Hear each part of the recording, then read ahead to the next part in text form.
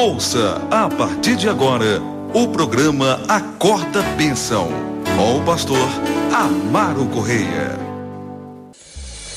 Ouça agora a voz do divino.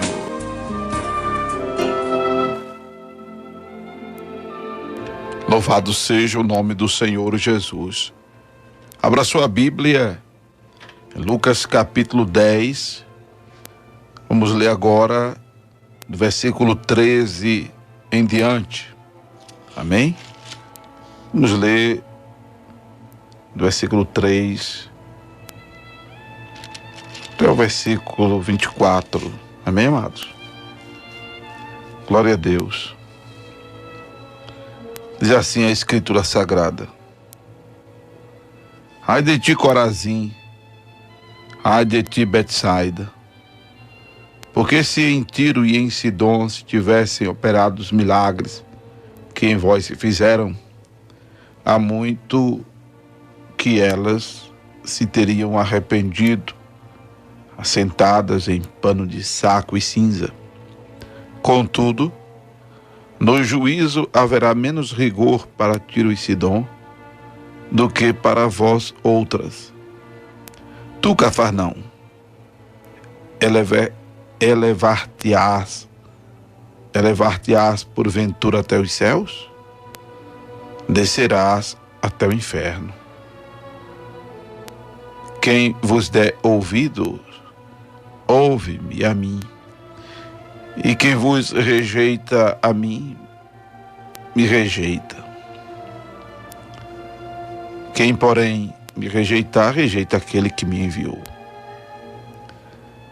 Então regressaram os 70 possuídos de alegria, dizendo: Senhor, os próprios demônios se nos submetem pelo teu nome.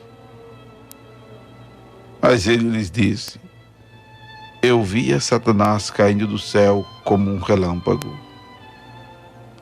Eis aí vos dei autoridade para pisar de serpentes e escorpiões, sobre todo o poder do inimigo, e nada, absolutamente, vos causará dano.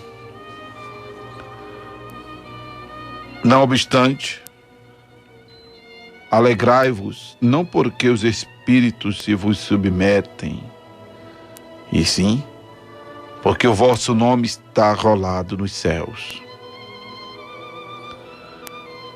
Naquela hora, exultou Jesus no Espírito Santo e exclamou: graças te dou, ó Pai, Senhor do céu e da terra, porque ocultaste estas coisas aos sábios e instruídos e as revelaste aos pequeninos. Sim, ó Pai, porque assim foi do teu agrado. Tudo me foi entregue por meu Pai. Ninguém sabe quem é o Filho senão o Pai, e também ninguém sabe quem é o Pai senão o Filho, e aquele a quem o Filho o quiser revelar. E voltando-se para os seus discípulos, disse-lhes particularmente: bem-aventurados os olhos que veem as coisas que vós vedes. Pois eu vos afirmo que muitos profetas e reis quiseram ver o que vedes e não viram, e ouvir o que ouvis e não o ouviram. Louvado seja o nome do Senhor Jesus. Infelizmente, a primeira parte de Lucas 10 não foi gravada, a leitura, nem a abordagem. Ficou bacana a gravação. O nosso irmão estava se justificando, Guilherme. A gente entende, acontece uma pane técnica, como aconteceu. Não é? Mas eu estava me lembrando que o Senhor nos fez falar exatamente da grande rejeição que a palavra de Deus tem sofrido, e que Jesus orientou os discípulos a bater o pó da cidade que se havia apegado aos pés. Bateu pó, sacudiu contra os habitantes da cidade. E esse gesto de bater, de sacudir o pó que se apegou aos pés, era exatamente um gesto agora de abandono e de desprezo àquela causa ou aquelas pessoas que rejeitaram a palavra,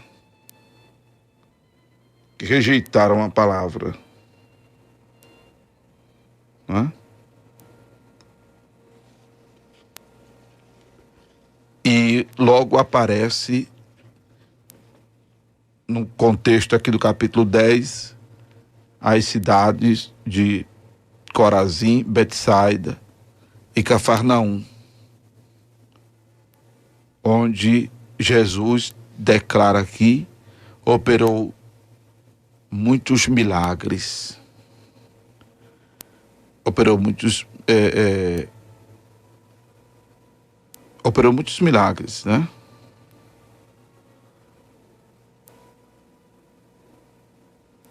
Porque se em Tiro e em Sidom tivessem sido feitos milagres que foram operados em Corazim e Betsaida, Jesus diz, há muitos teriam se arrependido, sentadas em pano de saco e cinza. Deus trabalha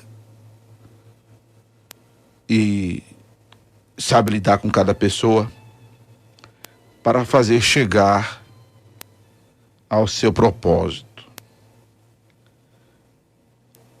A gente percebe que o que havia em Corazim e Betsaida era dureza de coração, como também em Cafarnaum. O Senhor sabe como chamar a gente ao arrependimento. O Senhor sabe como fazer com que nós julguemos-nos a nós mesmos para não sermos condenados com o mundo. Não é? O Senhor sabe como lidar com a situação. A Bíblia diz que quando nós somos julgados, somos repreendidos pelo Senhor para não sermos condenados com o mundo. E essa repreensão que vem do Senhor, ela vem de diversas maneiras, porque o Senhor sabe como nos alcançar. O Senhor sabe como nos alcançar. Associando essa palavra aqui de Lucas 10, versículo 13, especificamente falando, o versículo 13, se a gente fosse dividir aqui em partes, seria a segunda parte.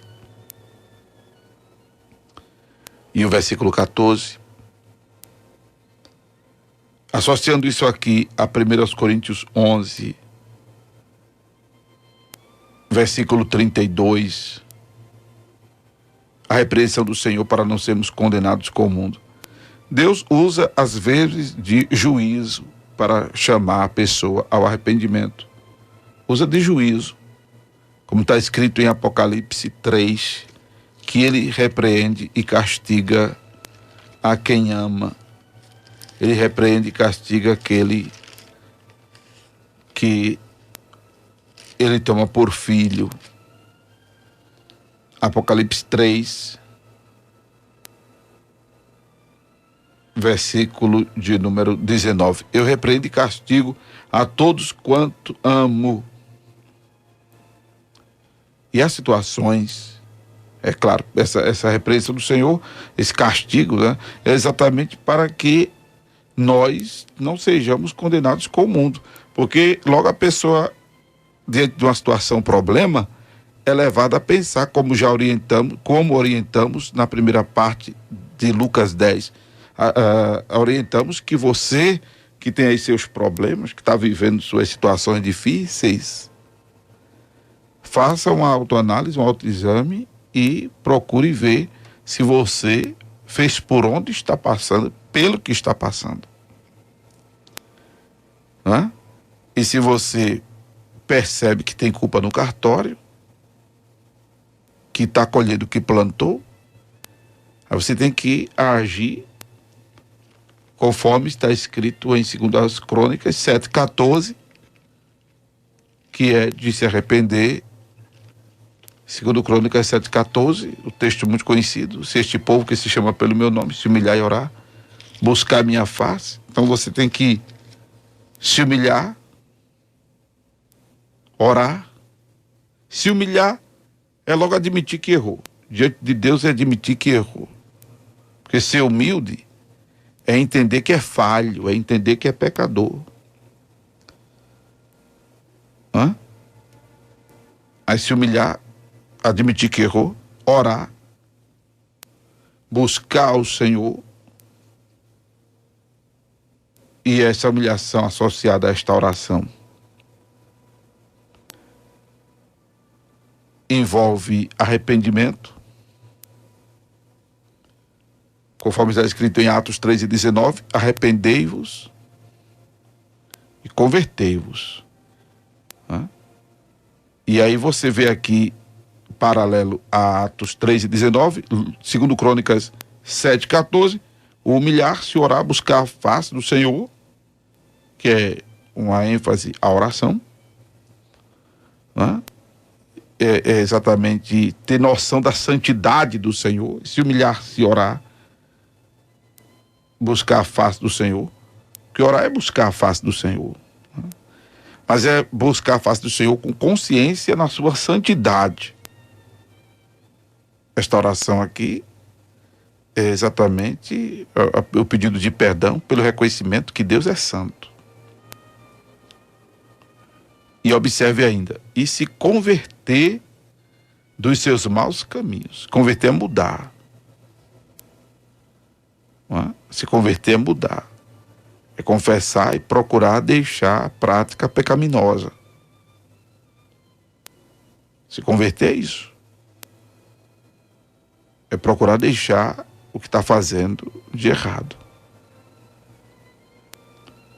Aí o Senhor diz: eu ouvirei dos céus, perdoarei os seus pecados e sararei a sua terra. Porque quando a pessoa se arrepende e confessa ao Senhor, ela recebe o perdão. Uma vez que o pecado nos aproxima, nos afasta de Deus, Isaías 59:2, o pecado nos afasta de Deus, o perdão nos aproxima de Deus. Do jeito que o pecado atrai maldição, o perdão atrai a bênção. Glória a Jesus. Aí o Senhor disse que ouvirá dos céus, perdoará os pecados e sarará a terra. Resolverá. Amém? A situação da vida da gente. Louvado seja Deus. Então Deus sabe como mexer conosco para que nós nos arrependamos. Outra maneira, que ao invés do juízo, é a bênção. A bênção. Quando a pessoa é abençoada por Deus, e aí quem é que não quer este tipo de trabalhar de Deus? Como eu dizia, ninguém quer ser usado como Jó foi usado, né? Quer ser usado no reteté, no manto, no prá, mas não quer ser usado como Jó foi usado.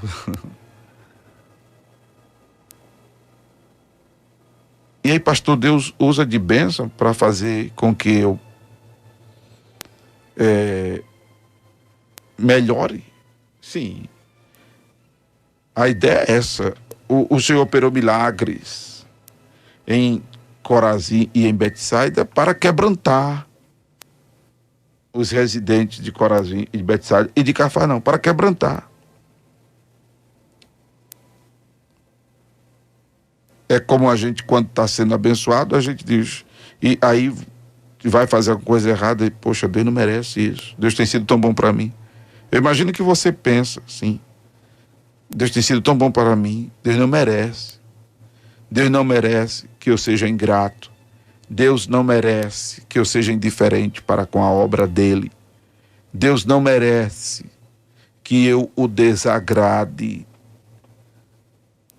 plenamente. Deus não merece que eu seja infiel a Ele. Deus não merece que eu sonegue o dízimo. Deus não merece que eu deixe de louvá-lo. Deus não merece que eu deixe de adorá-lo. Deus não merece que eu seja infiel. Porque tem sido tão bom para mim. Tem sido tão bom para mim. Tem me dado livramentos. As coisas têm acontecido de ruim, mas se não fosse Deus, poderiam estar pior. Porque eu quero dizer a você que se não fosse Deus, o que está ruim na tua vida estaria pior. Você precisa reconhecer isso. Se não fosse Deus, o que está ruim poderia estar pior. É Deus quem tem amortizado, minimizado a tua dor, o teu sofrimento. Tem amortizado a pancada da tua vida. A pancada na tua vida. A queda. É Deus quem tem, sabe? Sido teu paraquedas. Aleluia. Deus tem sido, irmãos, o nosso paraquedas. Se não fosse Deus, creia tão somente, estaria pior. Agora, não despreze a palavra de Deus, que foi a temática da abordagem que falamos do versículo 1 ao versículo 12. O desprezo que tem sido dado aos princípios e aos valores divinos, principalmente nessa odiernidade cristã, em que as pessoas estão atrás só da bênção, da cura, da profetada ou da profecia. Estão atrás dos adivinhos. Eu estou falando de adivinhos, não estou falando de supostos adivinhos evangélicos, sabe? Dos que utilizam a Bíblia como bola de cristal.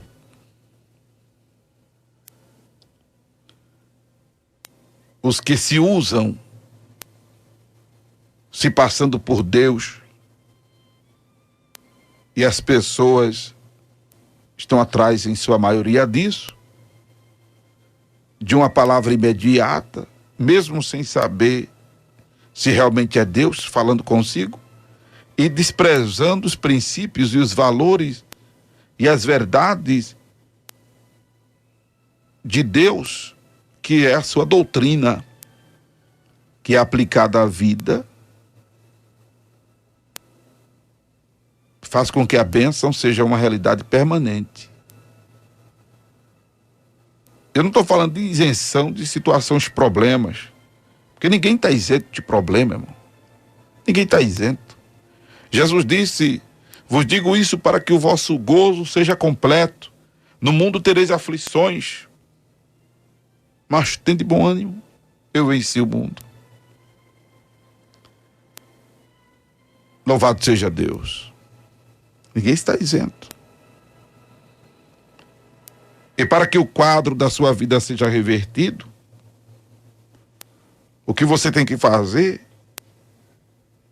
é se analisar se tem culpa no cartório e procurar se consertar diante de Deus. Mas se for o caso de você admitir e reconhecer que de repente não fez por onde está passando, pelo que está passando, você considerar que é uma aprovação, que é um preparo de Deus para a sua vida, que é uma aprovação da sua fé, que há um propósito divino através dessa situação aí, há um objetivo divino. Não é para a morte, não é para a sua destruição. Se o que você está passando é colheita do que você não plantou. De repente está passando por uma situação difícil até por estar sendo obediente a Deus. Pastor, e a pessoa quando obedece a Deus passa por situação difícil? Passa.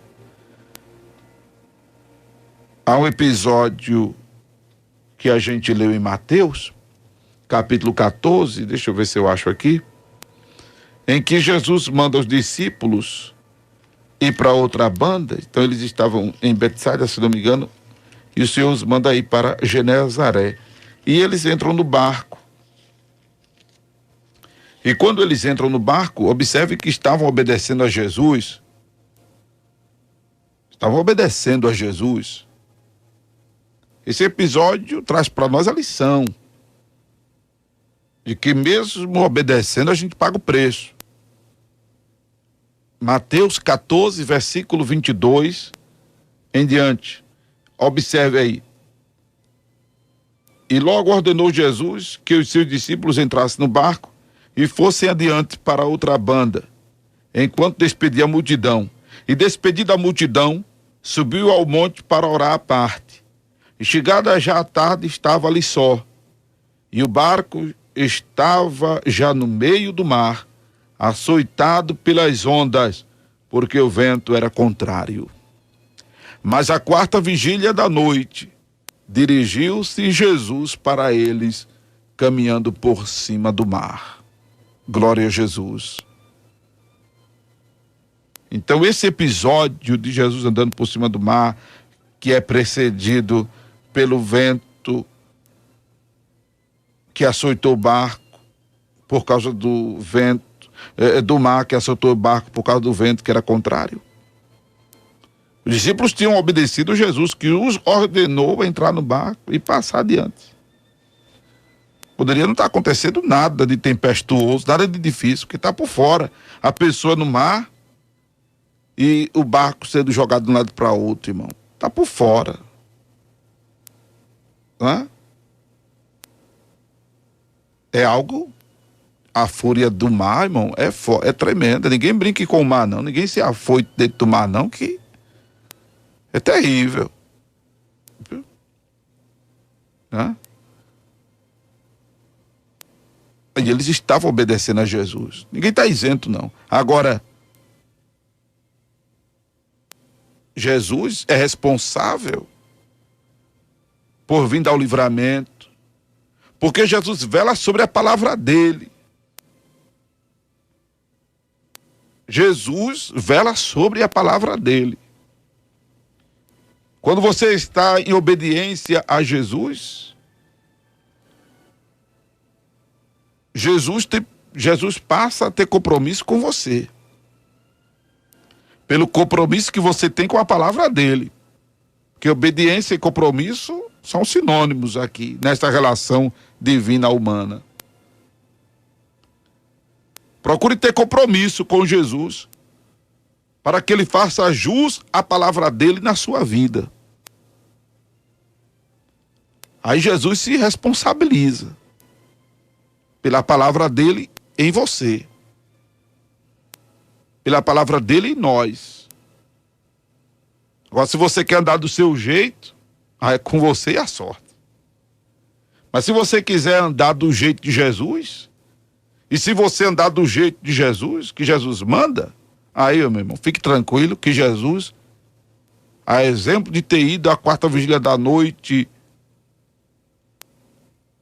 aos discípulos sobre as águas, eu quero dizer que Jesus vai a ti para te dar livramento, para te dar suprimento, para te dar força, para te dar graça, para te dar sobriedade, te dar equilíbrio, te dar superação, te dar vitória.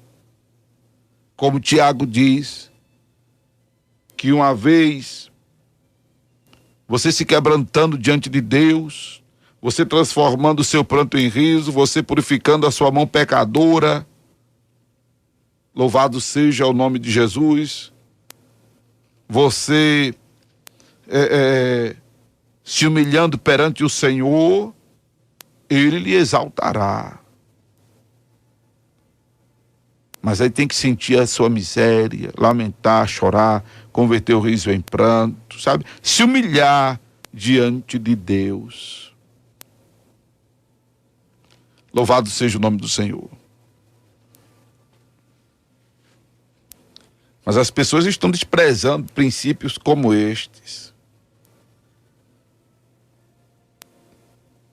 E quando Jesus mandou os discípulos irem e pregar, observe que Jesus mandou eles com a missão de dizer-lhes: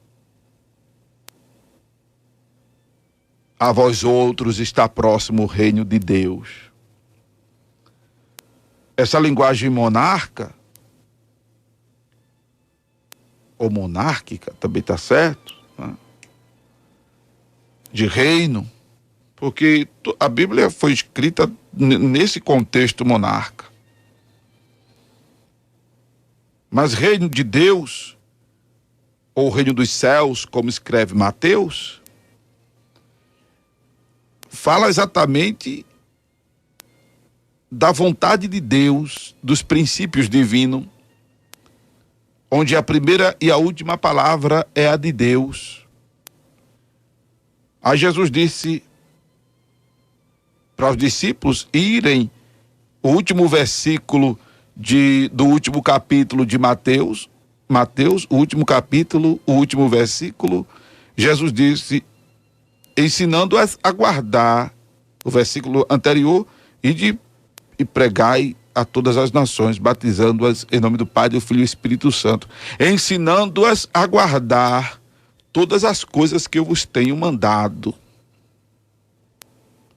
Então, está próximo o reino de Deus, o reino de Deus são as normas de Jesus, são as regras de Jesus, é o evangelho de Jesus,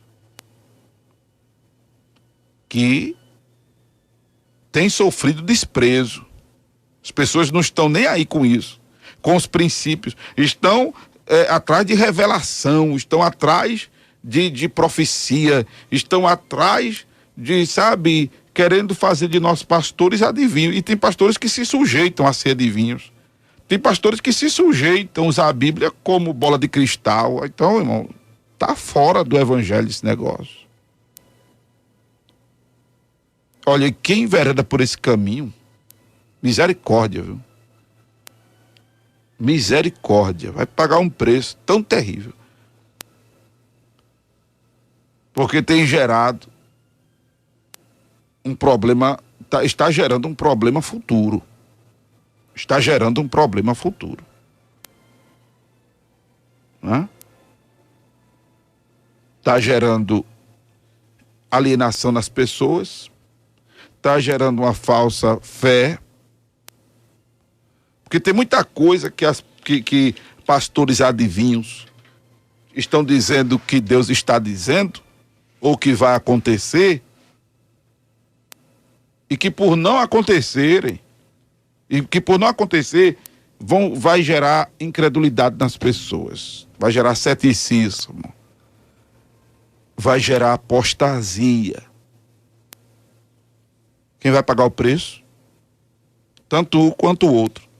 Tanto o falso profeta,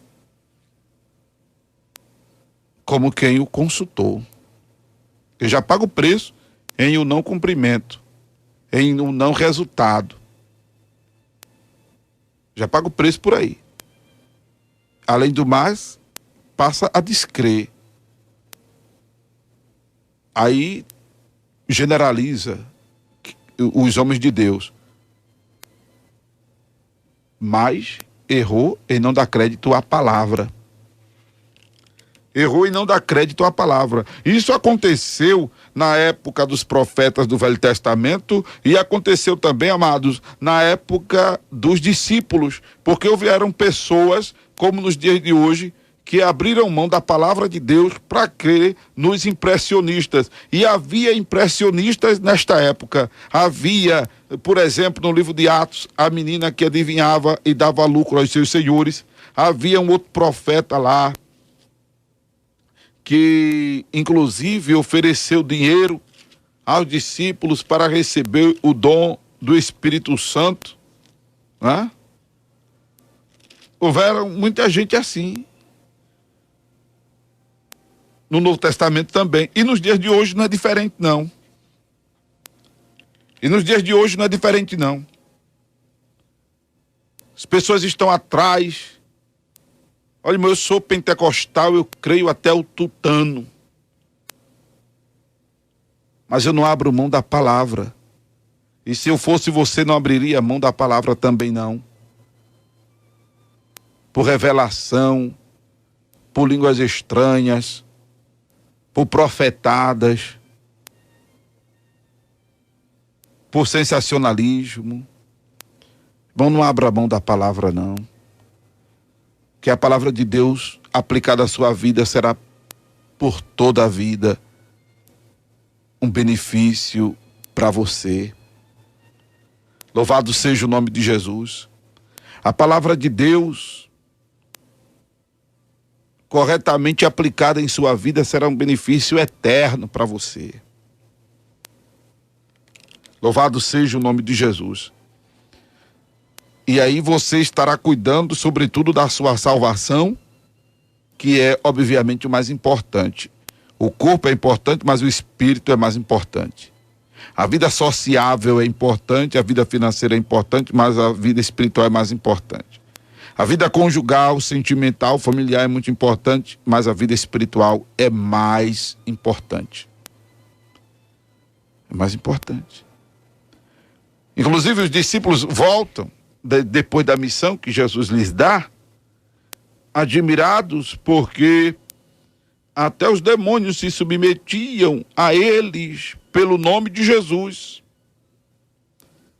Coisa que a gente viu no capítulo anterior a este de Lucas 10, eles terem repreendido uns homens, lá no capítulo 9, versículo 49, viram um que em o nome de Jesus expulsava demônios e eles proibiram, porque o homem não seguia Jesus, e aí Jesus agora repreende eles.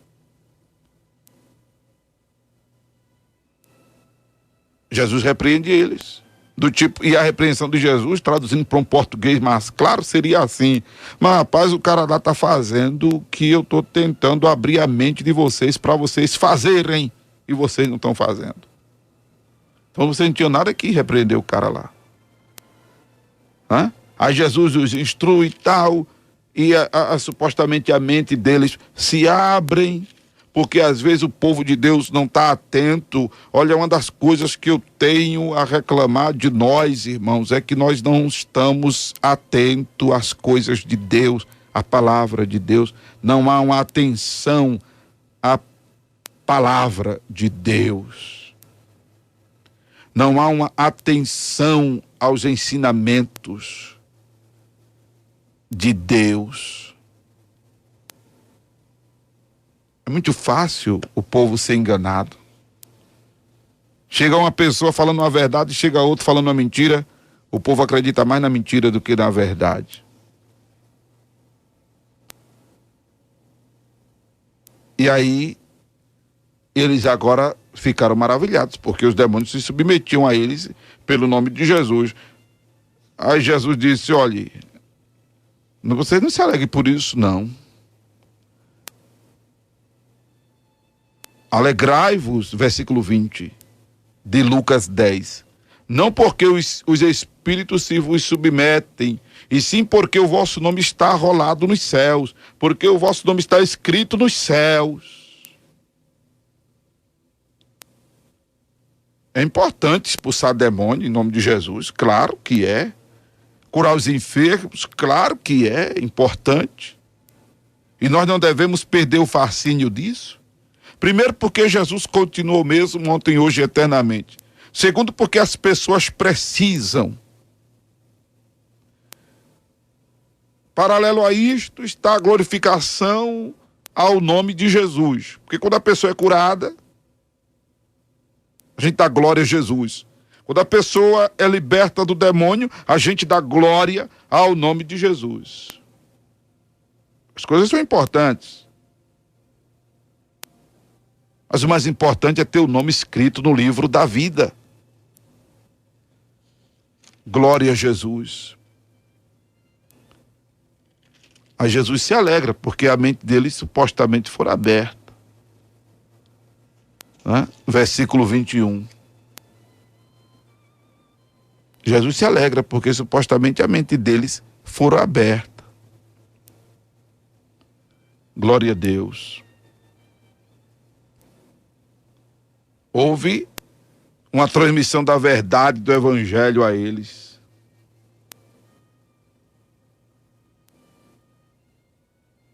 O Senhor revelou-se a eles, abrindo-lhes o entendimento. Glória a Jesus. Mas Jesus diz, olha, porém vos afirmo que muitos profetas e reis quiseram ver o que vedes e não viram, e ouvir o que ouves e não ouviram.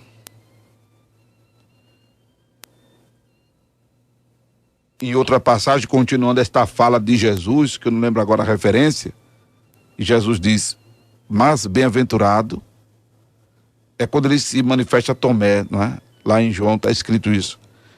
Mas bem-aventurado é quem não vê e crê. Louvado seja Deus. Então tem muita coisa aqui em jogo. Tem muita coisa aqui em questão. Porém, infelizmente, o campo da fé está minado. O campo da fé está minado. De vez em quando há uma bomba explodindo aqui, outra lá, fazendo com que muita gente apostate da fé, abandone a fé. Mas eu quero lhe convocar a não perder a sua fé em Jesus. Mas para não perder a sua fé em Jesus, você tem que estar com a atenção voltada para Ele. Você tem que estar com a sua fé voltada para a sua palavra. Louvado seja o nome do Senhor Jesus. Para não perder a sua fé, meu irmão, você tem que estar com as suas atenções convergentes aos princípios e aos valores da Escritura Sagrada, a doutrina da Bíblia. A doutrina da Bíblia. A irmã perguntou a mim ainda ontem, pastor, é certo estar profetizando em nome, eu estar profetizando para as pessoas? Sim. Irmãos, olha, se for Deus lhe usando, tá certo. Agora, se for a senhora se usando, tá errado. Porque as pessoas estão trocando o nome de Jesus pela profecia. Eu profetizo isso na tua vida, eu profetizo isso, aquilo, outro na tua vida. Gente, quem somos nós para estar profetizando? Onde é que Jesus disse isso? Jesus disse ao contrário. Tudo que pedides em oração ao meu Pai crendo em meu nome, o Pai vos concederá. Mas estão descartando o nome de Jesus. Pastor, é certo eu botar a mão e tomar posse da vitória e da bênção, botar a mão ali na parede e dizer essa casa é minha, botar a mão no carro, esse carro é meu. Poxa, e é assim? Onde é que está isso na Bíblia? Onde é que está isso na Bíblia? Na Bíblia está assim. Deleita-te no Senhor e Ele satisfará o desejo do teu coração. Entrega o teu caminho ao Senhor, confia nele, Ele tudo fará. Tudo que pedires em oração ao meu Pai, crendo, recebereis. Mas está profetizando, determinando. Não está escrito. Não tem fundamento na Bíblia isso. Pastor, está certo que há poder nas minhas palavras? A palavra que tem poder é a de Deus.